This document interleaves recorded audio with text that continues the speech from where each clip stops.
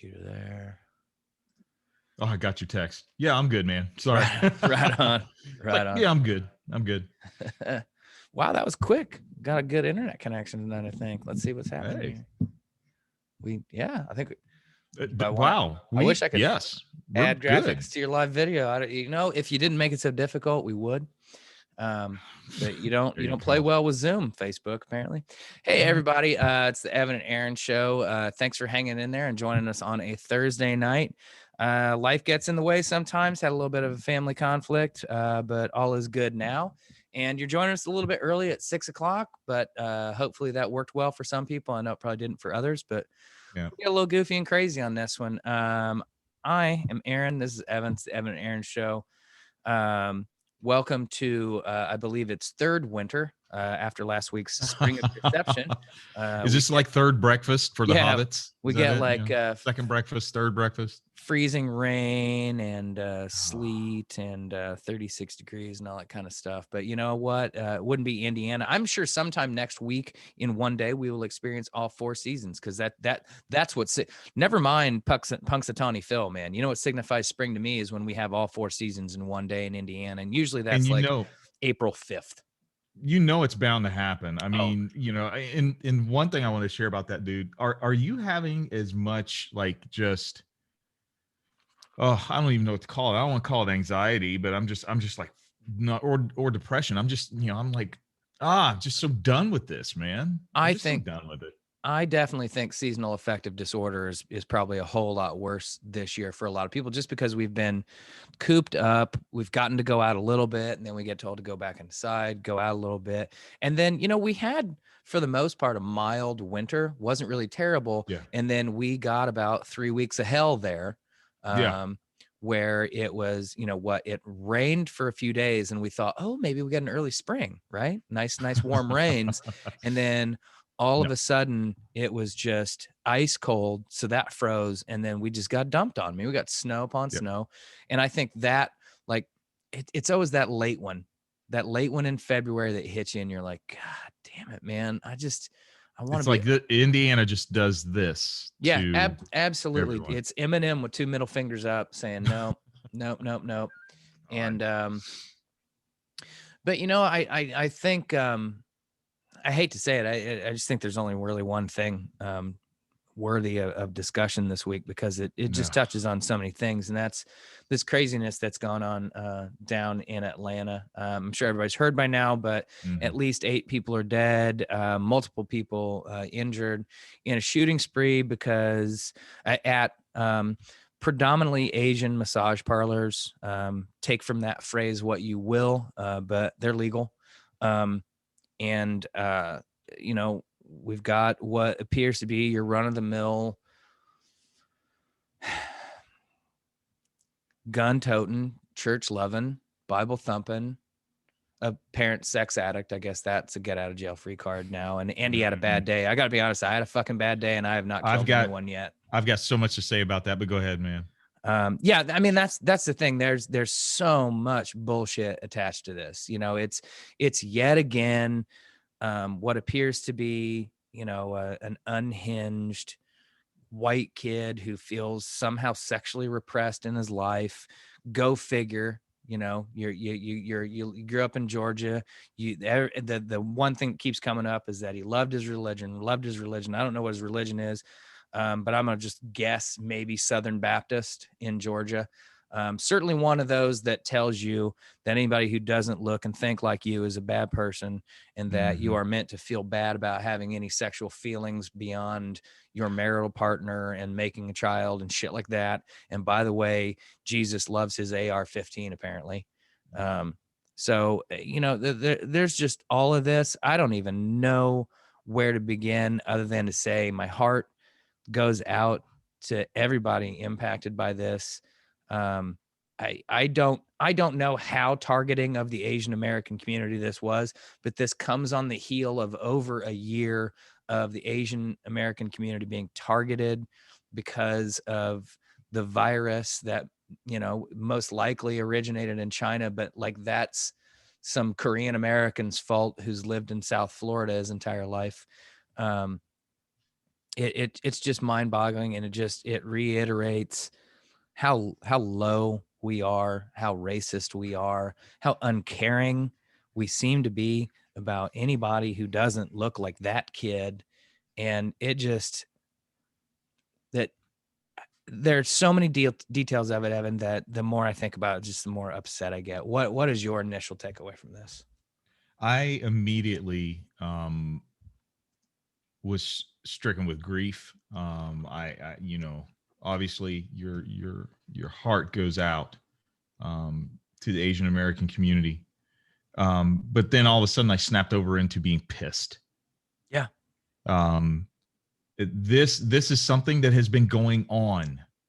And you know, we look at these things and we don't. Trevor Noah said it best. You know, I'm just going to say it in my words. We don't take 1 + 1. We don't finish the equation. Yeah. We saw this coming. Yeah. He said we Absolutely. saw this coming, man. Yeah. And when we see all of these things happening, our only response is, well, it's just a joke. It's a joke. It's a joke, really? You know, the China virus, really? That's a joke? Kung flu? But Come I, on, man. I know exactly what you're talking about. And the second part of that is, yeah, you mean it as a joke, but you made a joke at one of the most tense, completely fragile moments in modern American history. And I know people want to call that hyperbole. Folks, we just lost 500,000 people in under a year to a disease. We didn't lose that many people during World War II. We didn't lose that many people during Vietnam. I mean, these are literally warlike numbers, and people just want to be flippant about it. People want to pretend it didn't exist because apparently no one they know has been impacted by it, which I don't know how that's possible at this point. But it is just, there are so many, the minutia that feeds into this particular thing. And it's tempting to look at it as it's just another shooting in America. This is what goes on. And to a certain extent, it kind of is, because we're going to forget about it in 2 months. Yeah. But it's a culmination of what's gone on in the last year. You know, it is not a coincidence that these are Asian massage parlors. No. He didn't at all. I don't know how many exist, but he didn't go to a white massage parlor. He didn't go to Latino massage parlor. He didn't go to a black massage parlor, which, knowing where he is in Atlanta, would not have been too hard to find either. No, I'm not calling anybody. I'm saying you could have found anything, and you targeted back to back. Yeah. Why didn't you go there? Why didn't you go there? No, you purposefully chose a race of people, which, quite frankly, a race of people that we have over the course of the history of our history, we have painted into a box as to what we expect from behavior as far as the Asian community goes. We have put them into a box. We have sexualized the women. We have humiliated the men. We've turned them into caricatures. That sounds real familiar, doesn't it? Turn them into caricatures, and now we are reaping the benefit. I was talking to a coworker today about this, and I liken it to the moment in the movie Parasite. I don't know if you saw Parasite. I've not seen it. Okay. The moment where I won't ruin it for you, but the majority of the family has to hide at this certain point because the family that they are quote unquote living off of is like right next to them. So they have to hide, and they get to hear what this family is saying about them. Yeah.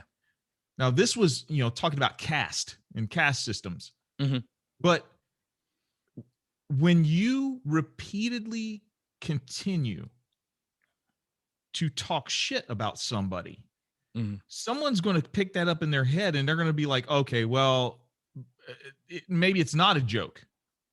Maybe this is real. Maybe they really are the reason for my quote unquote sexual addiction. Maybe they really are the reason for this, just like with blacks. Maybe they're a reason why we're losing our jobs. Maybe they're the reason why crime's on the rise. You look at the Asian American community, and for years, decades, almost centuries in this country, they have been given the same stereotype and the same thing, Aaron, over Mhm, and over and over again. And we're starting to see it. We're reaping mhm. it.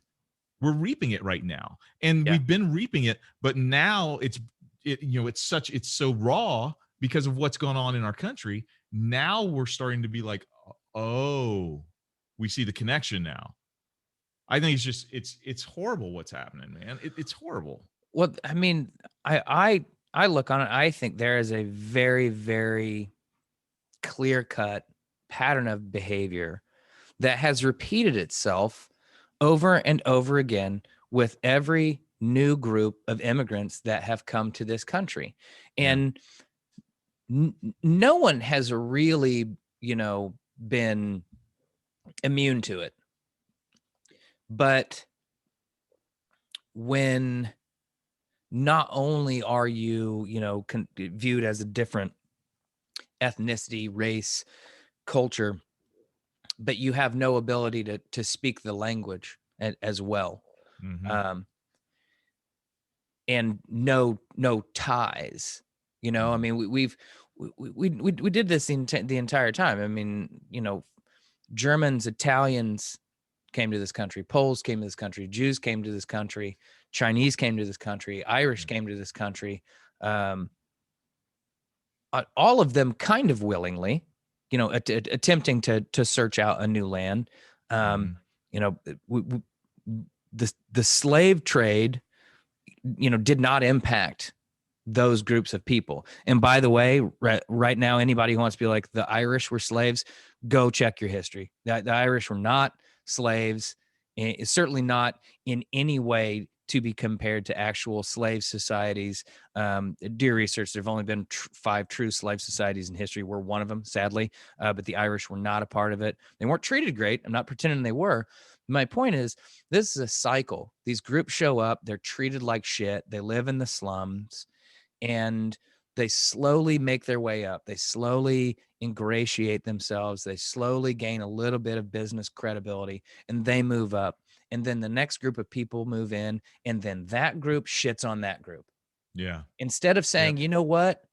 That we live in solidarity, instead of saying, hey, we might have been, these Germans that showed up first, but hey, you Italians.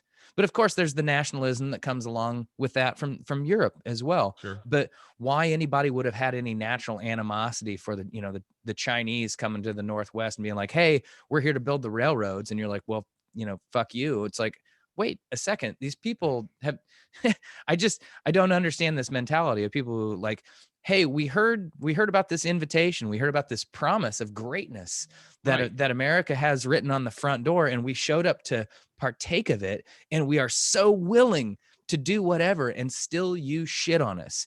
And Mhm. here you have this, what's the quote, benign, is it the, oh God, what's the phrase used for Asians in America, but like is it the quiet race or the good race or something like that? It's like, Oh, I'm it's not it's like, familiar. oh, that like we they're okay because the Asians have a different kind of cultural background, and we don't So view them quite the basically, same way. because they stay in their place, they're okay. Is that what I it is? I Or think that's probably it. unbelievable. I mean, what a strange,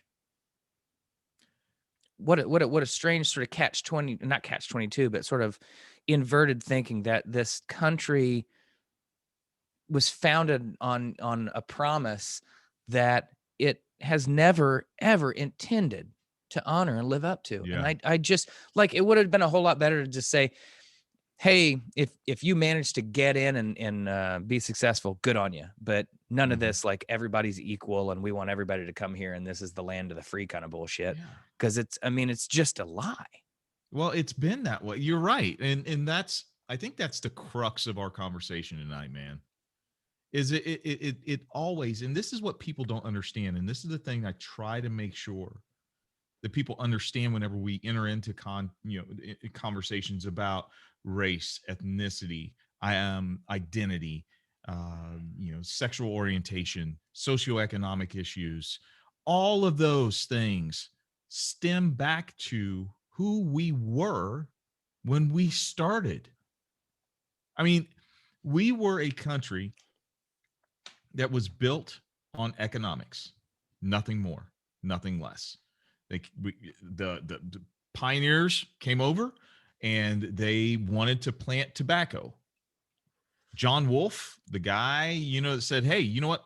Screw it. I'm going to get my tobacco seeds from, the Caribbean because they grow better here.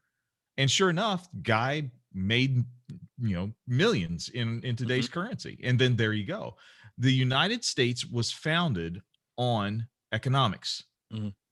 Do not let anybody tell you that, oh, we came here so we could worship any way we wanted to. That was a perk. But we came here as a country from the very beginning seeking gold, seeking fortune. Mm-hmm. And when you do that, you have a certain mindset that's in place, man. And this mindset is carrying on to today. And when we wrote that, I mean, we've talked about this before. Thomas Jefferson, the guy that sat down and penned the very document we're talking about, had his brother technically had his brother-in-law as his servant by his side. Now, what kind of fucked up is that? I mean, you have the dissonance that happens there, brother. I mean, and we're seeing it in our own identity now, because before we were able to just say America, oh, beautiful for spacious guys, and just kind of just be like, this. But now the veil's being torn back and people are getting their voice and they're saying, look, it's never been beautiful for spacious skies. It's never been amber waves of grain. There's no purple mountains.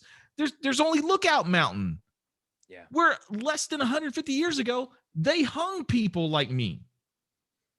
And so, we look at this and we see the great dichotomy that is America, and who is going to win? Who's going to win? Is it going to be, and I'm sorry, this whole thing, and if I'm wrong, please somebody prove me wrong. But this whole rhetoric that started with 45. He started this when he blamed China. Oh, yes. This particular incident. Yes. Particular incident. Yes. It started with him when he blamed China. Yeah. That's what started it. Now, which ironically, he thanked China at first and said, they've been super cooperative and blah, blah, blah, blah, blah. And you know what? China is China. There's no getting around the fact that their government is largely not to be trusted, haven't been able to be trusted for about 100 years, really. About 100 years now. But that doesn't change the fact that a lot of people have reason to not trust us. And that kind of rhetoric has really, really spread. And again, I go back to the thing. Yeah, I know most people just mean it as a joke. Kung flu taken in and of itself is a funny turn of phrase. It absolutely is. I get it. But repeated over and over in this context, and to find out that there have been nearly 4,000 incidents of Asian targeted racial abuse over the last few years, right? That it's just massively on the rise. Never mind all other sorts. Anti-Semitism is on the rise, and anti basically anybody not white kind of rhetoric and racism is on the rise. But anti-Asian racism has been on the rise specifically because the president of the United States wants to perpetuate a particular stereotype and a myth. And the irony is that Asia handled this whole thing a whole lot better because they wear masks anyway. And have a different look on community and culture. There's just so much here. And I can't look past how much it just seems like we're fucking doomed, man. Yeah. There's just too many people not willing to open their eyes to this, that I don't think they necessarily agree with it, but they just don't want to condemn their neighbor. They don't want to say, you know what, that's just wrong. That's why I want to, I know that, I'm just pushing back on the statement that, Kung flu is funny. And I'm not saying that you're, there. I'm just saying, because I've heard it too, and I would think even in its original form, you are literally, I mean, and I don't want to be too woke about it, but you just don't say that. I'm like, what? Right there for The me, president of what the that United is. States doesn't say it. Yeah, well, Let's acknowledge that the president of the United States and anybody in a position of authority should not right. be making that type of joke. That's a Bill Burr joke. Okay, yes, there you go. Okay. But what I will say is this: is that you added the perfect context. I don't go and say that in this political climate, let alone Right. I don't go and say anything of that nature, especially when I know it puts people in danger. Mm-hmm. I don't care if 45 didn't say what he said.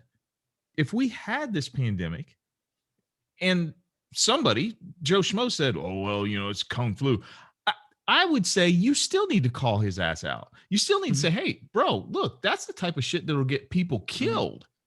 That would be that would be. I look at that as if I was going for a job, and a white guy was going for a job, and I got the job, and one of his friends said, "Well, the only reason why he got that was because he's black, right?" Is that cool to say? Fuck no. Right. That's not cool to say. That's a cause and effect type thing, just like Kung Flu is. We all Mm-hmm. know it is. It's a cause and effect. And the effect of that got 6 people killed. Now, Eight. obviously our thoughts Eight go that out we to the know of, and families. we believe more will probably die. Right, right. Thoughts go out to the families, of the 2 white folks that were killed in there too. Look, their lives don't mean any less. But in this moment, as we see this collective Mm-hmm. sadness happening come to a culmination, because I don't know how, man, Aaron, maybe you can explain, man. I don't know how you get to a point to where you get so angry that you punch an Asian grandmother because you're blaming her people for bringing this pandemic upon us. I don't understand how you get there. I just don't. Well, but before I get to that, I had a thought in mind, and I want to get to it before it completely escapes me. And that is, in situations like this, a lot of politicians, and specifically right-wing politicians, want to say things like, it's just words. It's just words. Words don't matter. Well, if words don't matter, why is it so fucking important for you to have Twitter? Why is it Oh so important for shit. somebody to read Yes. your words? Why is it so important for you to have a mouthpiece? If words don't matter, if the way you say things don't matter one bit, then fucking send that shit by pigeon. Send it Podcast over. to newspaper. Podcast over, man. You said it right there. If I words mean, don't matter, and we know they woo. absolutely do, and this whole sticks and stones bullshit, you know what? Sticks and Stones is a probably a poem written by a fucking white dude. So I'm sick of it. Oh Now, my God, now man. to your Ooh. specific Ooh. question, when your entire worldview, when your narrow news source tells you day in and day out that anybody who doesn't look like you is taking your piece of the pie, and there's a finite Mm-hmm. piece of pie, and they're getting your jobs, and they're coming across the border, and they're going to school, and they demand to be taught in Esperanto, and they want to, be able to look at piss Christ art, and they want to desecrate everything that you stand for and your good Lord and your gun. Well, I mean, people get fucking pissed off. And Yeah. right now you've G'd up this group of people who, A, have no critical thinking background, are not educated enough to understand the underlying issues that contribute to the plight that they may or may not be facing. Mm-hmm. But you know what? That's a cop out, because this isn't about white financial anxiety. There were dudes at the goddamn Capitol riot who showed up in $50,000 Ford F-350 trucks with Trump painted on the side of it, wearing Yep. fucking Versace shoes. Yep. People flew out there in private jets. Mm-hmm. This is just white supremacy tucking in, man. They feel, for whatever reason, for whatever reason, somehow, not only did you get the most ridiculous representative of white supremacism elected president, but now you feel oppressed? 85% of this country self-identifies as Christian, and somehow Christianity is being oppressed in this country? Yeah. You're really that het up because the family of Dr. Seuss said, you know what? We don't think these books represent the best of what we hope he believed in. So we just don't want to put them out there anymore. This wasn't woke cancel culture. This was a group of people looking inward, saying, you know what? We can do better. And that offends a group of people? Give me, if it starts tomorrow, you know whose side I'm on, Evan. I know. I get it, brother. I'm with you. I'm with you. That's why I was just like enjoying the rant, brother. That was beautiful. Which if you allow me, let's go into our halftime shot, brother. Man, I have got to I don't know. I've got to send one out to everybody, at the tap. I miss you guys desperately. And stuff like that. But I also want to send one out to my grandmother. Dude, she's long gone. Every St. Patrick's Day, I do a shot of Jameson to her because that's where we get a little bit of our Irish from. Because us black folk, we got all kinds of blood in us, man. That's what makes us spicy. So anyway, this goes out to Grandma Casey. Grandma, love you. Damn right. Brother, you got anything? I do. I want to say, first up, just on a local level, what's up to Yats? Had lunch there and got to keep supporting the local businesses, and it was delish. Second level, Chatham Tap. Heard you guys got stomped yesterday by the whole St. Patty's Day, so I'm glad you survived it. A Chatham Tap family member, no matter what, Stevie. Hope everything's going well with you and yours. Yep. And shout out to my mother. Hope she's recovering well in hospital, and hope everybody's doing all right out there. Sláinte. Mama Gordon. Sláinte. Woo. Jojo, what's up? So I want to talk more about this, Aaron. I want to talk about it from the view of the press conference that the police had. I still can't understand. I can't understand how in the world do you open up a press conference with a guy who murdered 8 people with the words, he had a bad day and he was at the end of his rope.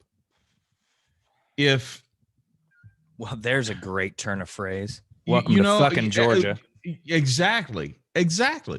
Well, I think I want to dive into that. So yeah, please go run. I hate to say this because obviously we don't stereotypes and shit. It is wrong, but you play with them. That they're easy. It's a broad brush, and let's face it. When I read Georgia sheriff, I didn't expect to hear Bobby Kennedy's address to Heal America. You expected Boss Hogg or Roscoe P. Coltrane to come up, didn't you? I swear. Damn near. And to expect even a modicum of humanity and understanding. And again, go back to Trevor Noah on this. Had the shooter been a person of color? Oh man. Any color. Hispanic, black, another Asian. This would not be painted this way in the media. This is not how they'd have referred to it in the press conference.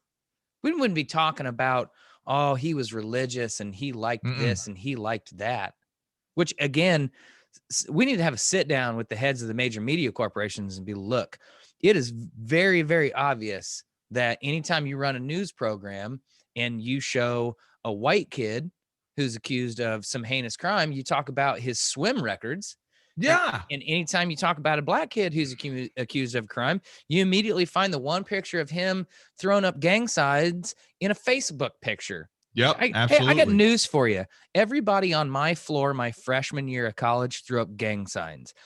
12 white dudes throwing up Bloods and Crips signs. You know what would have happened if anybody in LA actually ever saw that photo? Oh man. They would I intimidate tell us ya. so bad and beat our asses. And one of those guys was an offensive lineman on a football fucking team. We'd have gotten stomped. We were playing around. We were being douches. So to take away that photograph and to portray this, it's if that doesn't show you how the narrative is reinforced, how it's subtle but not so subtle, that on every level this country reinforces it, and you think woke culture is too much, fuck out of here. I just, and I wanted to make this distinction.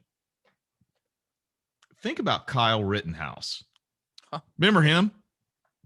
Remember every picture of Kyle Rittenhouse looked like this? Yeah. Oh, I'm so meek.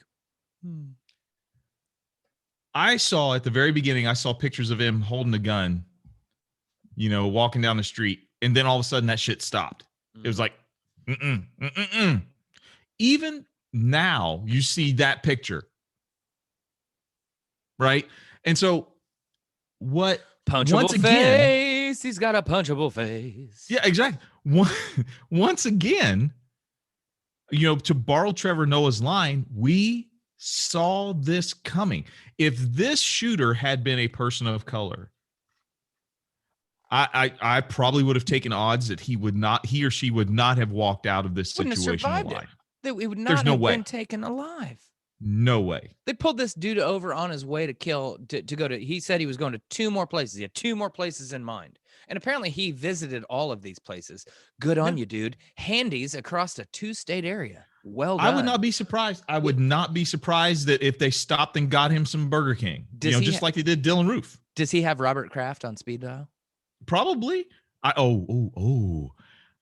like that. I saw what you did there, man. I saw what you did there. Okay. As we both take a drink and there's dead air. I'm just having a sip of tea. Oh yeah, there you go.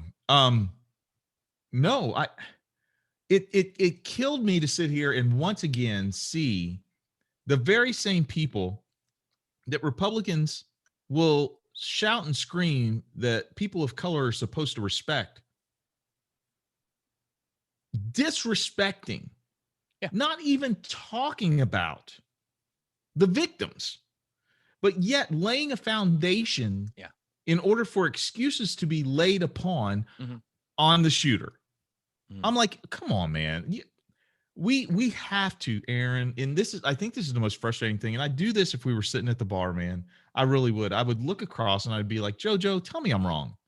Yeah. Tell me I'm wrong. This country has a hard on for white supremacy. It does.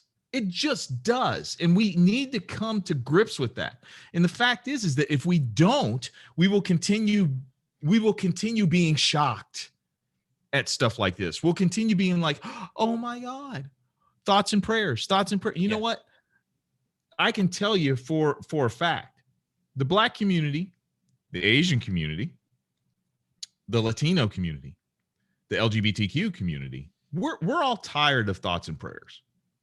We're tired of them, because what we want results. We want to live in a country where we actually feel safe. That's not too much to ask. It's just not, man. It's just not, Aaron. No. Jojo says, how about the 60-something lady in San Francisco that got yes. They got punched at a crosswalk and then beat the shit. I saw that. I was like, that's sweet karma right there. That is beautiful. Well, hey, Sadie, how are you? Something that's also being somewhat overlooked here, and again, I don't know all of the details about these individual places that were visited, but it's obviously not even tongue-in-cheek implied that these were, I don't know if by virtue of just them being Asian there's a stereotype, but for him to say I have a sexual addiction and then go to these places clearly indicates that sex work is occurring here. So there's this whole other layer of how the police view quasi-legal sex work, and kind of think they don't have a need to provide any protection to what's going on, and Yeah. certainly not to a minority community that is viewed as docile and sort of being kept in its place Mm-hmm. by doing this. So that they're just again, there's racism, misogyny, um, sort of classism, and nationalism all going on here, and it just it's like it's just the norm. Like Yeah. this just won't even be a discussion in a week. I wonder if we, and I don't know how prepared you are for this, but I'm wondering if we could dive into uh,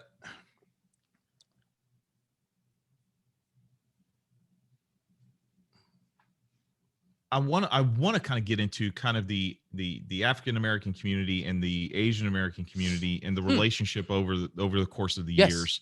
Yes. The LA Absolutely. riots, specifically the LA riots. I feel that we learned from the LA riots, both communities, that together we are stronger Mhm. than we are, separately, obviously. But I think that when you look at the LA riots and you look at what went down and what happened, um, you saw two communities, in my opinion, that were pitted against each other in a socioeconomic battle Mhm. Mhm. that was controlled by the majority population, Yes. especially the police. I think we see now a greater awakening in so many different societies and in Mhm. different layers too, that I think this type of stuff now will gain more attention across the spectrum, across whatever community. And I hate to call it wokeness, because that term is a term that came out of the African American community, and it means something different than what than the derogatory sense that now it has taken on. Mhm. I think it's more of just this yearning and development of empathy Yeah. that we need as Americans, Mhm. man. It's like we have come so far, but yet we still have so far to go. I think that we're starting to realize that if we have empathy for one another, we can become stronger together. We can Mhm. become actual, you know, screw being allies. Let's become accomplices in this thing. I Mhm. mean, it's the thing, it's the thing that I forget who said. I think the singer Her said it during the Grammys. I can't remember, but she said, you know what, we don't need allies. We need accomplices now, Yeah. because now it's to the point to where they don't care. Yeah. Like, literally, they don't care about human life. And we saw that Mhm. yesterday. We saw it. Well, first to address the sort of the larger Black and Asian community, my experience with I'm a firmly Midwestern Indiana boy, um, so my experience, my introduction to that is largely through pop culture, um, and there was, at least in Black films, a distinct animosity drawn. And Sure. I don't think it was Blacks are inherently mistrusting of the Asian community. It was that we're both living in the ghetto. This is where we've been shunted to. This is our opportunity. And it was at least perceived that, banks and business largely preferred the Asian community. So you had Mm-hmm. Asian grocery stores, you had a Korean grocer in Sure. a uh my wife's heading out to have some fun this evening, so have fun. Yay. Have fun, wifey. Um Bye, wife. um but but it was definitely portrayed as animosity, and you can look at this in a variety of mainstream, quote unquote mid-90s, black films. Menace to Society, Oh, sure. it's central to it. Mhm. It definitely occurs in Do the Right Thing. Yep. It's a recurring thing, but again, the way you put it, it's people pitted against each other in a socioeconomic battle, saying, okay, whoever wins, there's room for aggressive growth, but we've only got room for two people. Yep. And that's my Joker. Okay. That's pretty good, JoJo. That was That is hilarious. good. Okay. The racial draft. But We, the black delegation, choose Tiger Woods. Got to swap there. You don't want him now. You're gonna walk with a limp. Yeah, I know. Oh, actually, he's even more black now. I was gonna say even more black pimping. now. He's there you pimping go. now. He's got the limp now. He's got the limp. But I think this what was the other point I was trying to make there? I think there's you're right. We don't need allies. We need accomplices, a coalition. And maybe I just liked cartoons a lot as a kid, but the Great American Melting Pot was stuck with me. And I never took away from it that everybody had to become so Americanized that they lost their roots, their identity, their culture. Yeah. I viewed it as this red pepper over here and this garlic over here. They're great on their own, and when you put them together, they make chili awesome. I was going to say more like gumbo, right? More like gumbo. That's to me the Great American Melting Pot. Chili, gumbo, stew, wherever it is. Could be goulash. If you're up in the Northeast and you're Polish and German and all that, you're making some goulash. You're down south, man. Down south, you get some Creole, some Cajun going on. That's French, Caribbean, a whole bunch of stuff going on. And I always go back to kind of, I'm paraphrasing, but a quote from Train Spotting is like, in 100 years we'll all be wankers, and I'm okay with that. Like there won't be men, women, there won't be black, white, anything. If at the end of the day we're all kind of a really, really nice kind of mocha, and I only need to complain. If I only need going to if my great grandchildren only needed SPF 15 to go out in the sun,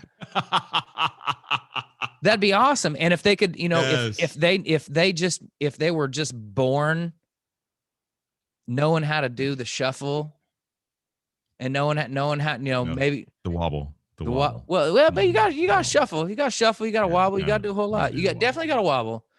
But I mean, just, I don't understand this. First off, not a single person in this country, not a single one of these uber white supremacist motherfuckers are 100% white. Go take a DNA test, motherfucker. Give me a break. I just took a DNA test. Turns out I'm 100% that bitch. No, I'm sorry. Anyway, Io just dropped the mic on this. Well, Io says, absolutely. You don't know what? You know what? I'll go a step further. We don't need allies. We don't need accomplices. We need our white brothers and sisters to handle their own. Whose auntie is that? Someone needs to go get their auntie and tell her something. Well, that's exactly right, Io. All I can say to this, Io, is if I lived in Kentucky, I'd vote against Mitch McConnell. Aside from doing shit that's illegal within the system, I'm trying to get these people out. And I think a lot of white folk recognize this and recognize. I know it's not wokeness. I don't think it's like being super woke. I don't, for what even that word means anymore. I don't like. I like I said, I watched a cartoon and it made sense. It made sense that we're all better if we take all the best traits of us. You get great things.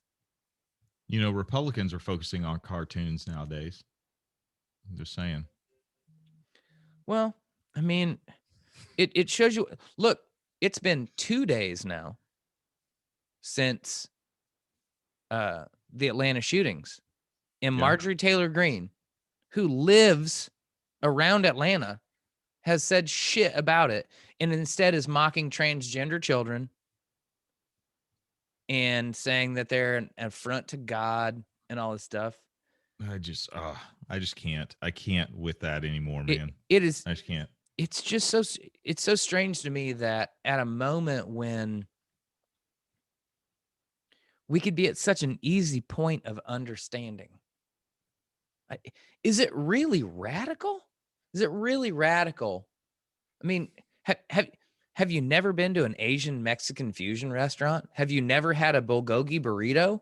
And you're telling me that like mixing culture's bad?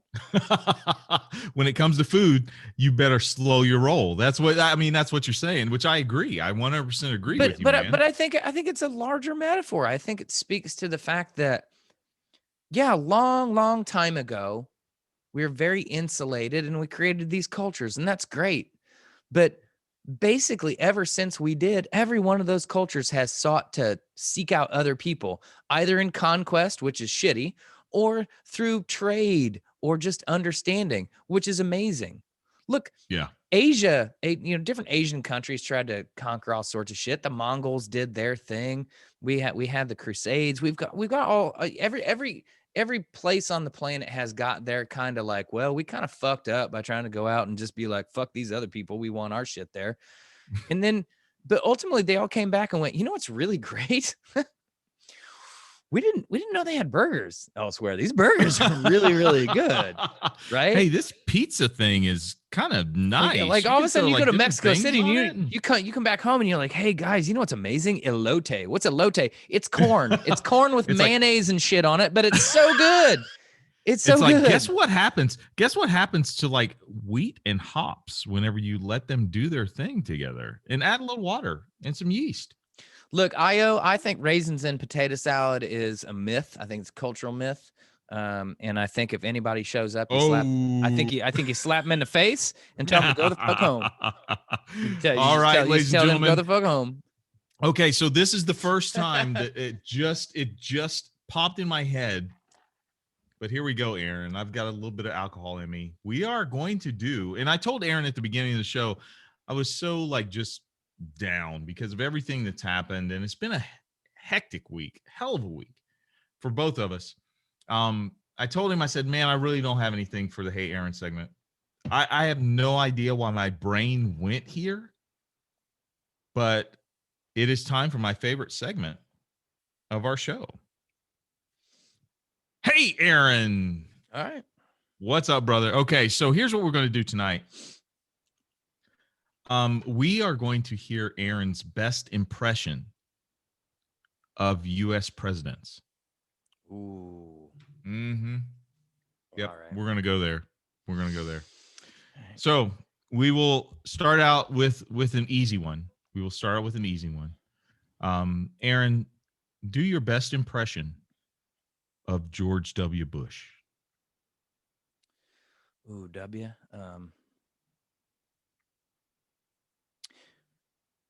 My fellow Americans,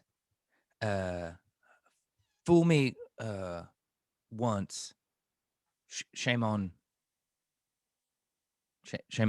me. Fool me twice. Don't fool me twice. Just don't fool me twice. Okay, that's not bad, man. That was a good warm up. Strategery. That was a good warm up. That was a really good warm up. Okay. All right. So you're going to go from 0 to 60. All right. You're going to go 0 to 60. Here we go. My man, Barack Obama. You see now, when you talk about fiscal and social policies, what you really want to remember now, come on now. Come on now. What you really want to remember now, is that I can hit a jumper from 20 foot. Yes. I tell you what I love about Barack is he simultaneously has a very kind of spiritual preacher cadence to him, and he's got a nice deep baritone that goes on, but he's got this. He just almost like a comedian. He's He knows when to just. he's kind of got this voice Yes. that is able to transcend. There's a rhythm, but he also knows So when to many pull things. back. He knows when to wait. He's like a rapper. He's like, let the beat ride. I've been talking. Let the beat ride. There you go. All right, man. I'm going cliche on you. I'm going All right. cliche. You're going to have to do John Fitzgerald Kennedy. My fellow Americans, I just think you all should know that I am on an incredible cocktail of painkillers, erectile dysfunction drugs that don't yet exist, champagne, and I am currently being fluffed by Marilyn Monroe.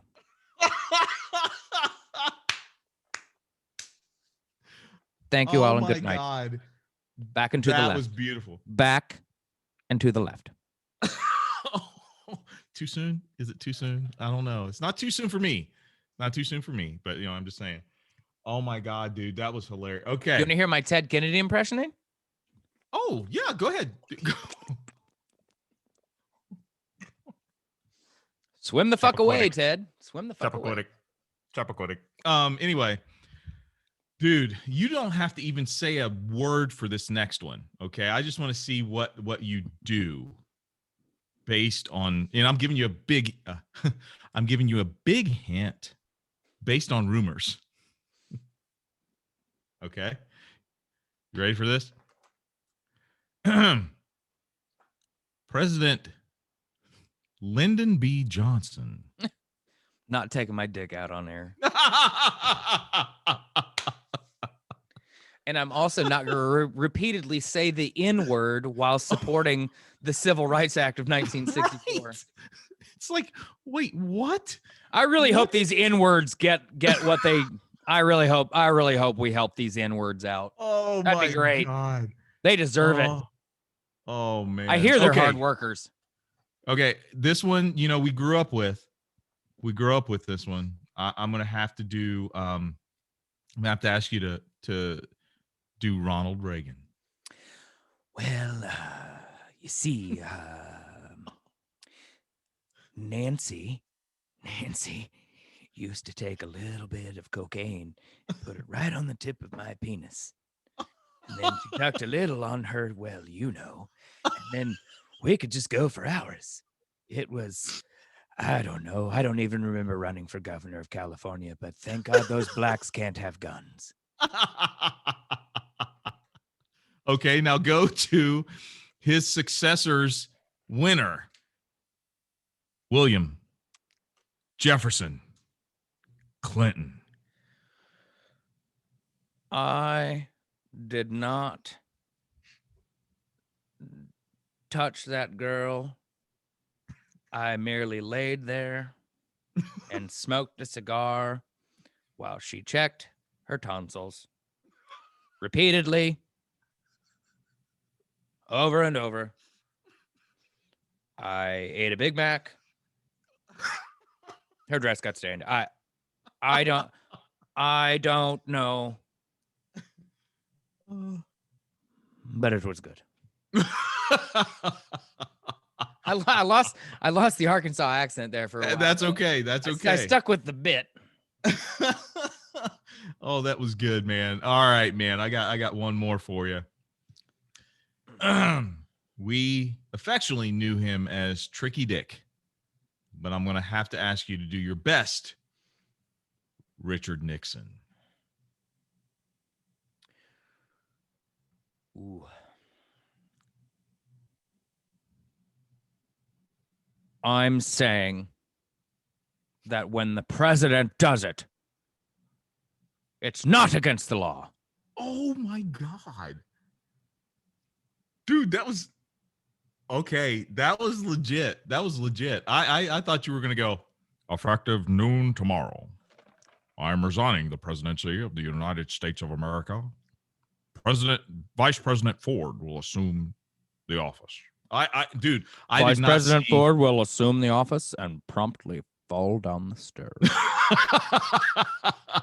Ladies and gentlemen, that was the Hey Aaron segment. Aaron, dude, I mean, that was excellent, brother. That was so on the spot. I love you. Yeah, ladies and gentlemen, thank you so much for tuning in early tonight. Those of you who are going to be watching us a little bit later, man, y'all, thank you so Oh much. yeah. Remember, and I'm just going to throw another shout out to Mama Gordon. Mama Gordon, we love you. Get better. We're with you. Thank you. And my man, go ahead and take us out with the last word, brother. I'm going to say this. I can't say I have, yeah, I'm saying I don't. I've got I got friends in the Asian American community. I live in Indiana, so it's just not quite the same. But I'm not saying I don't. I want you to know we're with you.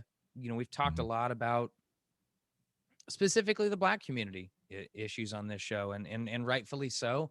But that does not mean it comes at the detriment to any other minority culture, whether that's sexual orientation, ethnicity, what have you. In the best way to use the word, this show is woke. We fucking care. My heart goes out.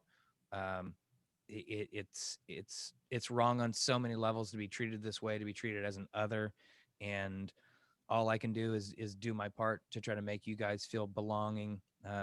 Not guys, sorry, everyone, every one of you to feel that you belong and that we stand with you.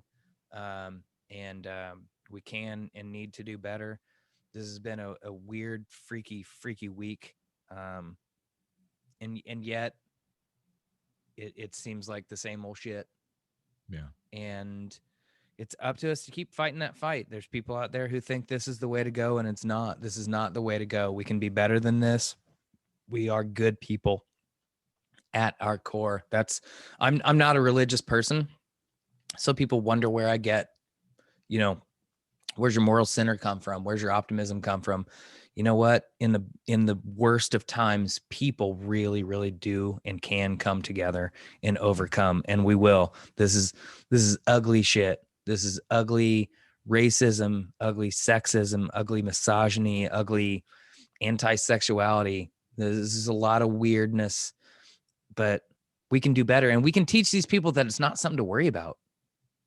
Go get a handy at the massage parlor if you need to. It's fine. It's fine. It exists. It's a thing. Don't why you feel the need to, why your religion lets you feel that this is something that you should feel so bad about and so guilty and so harmed by, that you would turn around and do harm and violence to another culture. That is something to step back and reflect on. That is something to make you question. I'm a firm believer in critical analysis, and it doesn't, you don't have to be an 8th year grad student to do 2 or 3 levels deep of thought on this, and we can be better. And I can tell you right now, you got 2 people looking at you that you can come to us with the craziest thought in mind, and we'll do our best to help you figure out how to make sense of this world. This is what we're trying to do. We're trying to make sense of the world right now. We have conversations at a bar. How do you make sense of the world? And we're doing it in front of you and exposing ourselves and saying, give us feedback. This is how we all get better. This is how we progress as a culture. And we can and will do better. I'm an optimist. We're going to do better than this.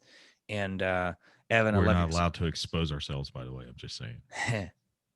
I mean, in the right context. Yeah, no, I had to say it, man. I'm not sorry. In the Oval Office, Lyndon, but it was whatever. It was that 12-year-old in the back of my head, that I think all men have. But anyway, please. Absolutely. Go ahead. Also, Evan, it took me the first 10, 15 minutes of the show to like fully read your t-shirt, and the North remembers, and that's fucking awesome. There you go. By the way, everybody in Atlanta who thinks the shooter somehow is justified, read Evan's t-shirt. We're coming for you. We're going to win. We're going to win. Back, we're going to win in the Hunter Thompson way of doing it, because our aura, our spirit, our love is going to win. Yep. Now, You may stare down the barrel of a 9mm at some point in the same way that you threaten the rest of us. But guess what? Love and caring and understanding and a willingness to be together and recognize that our differences are the things that actually make us better, and we actually have more things in common than differences. All of those things make this a better place, and you can't defeat that. You haters will never win. That's right. Good night. Black people, vote. Fucking A.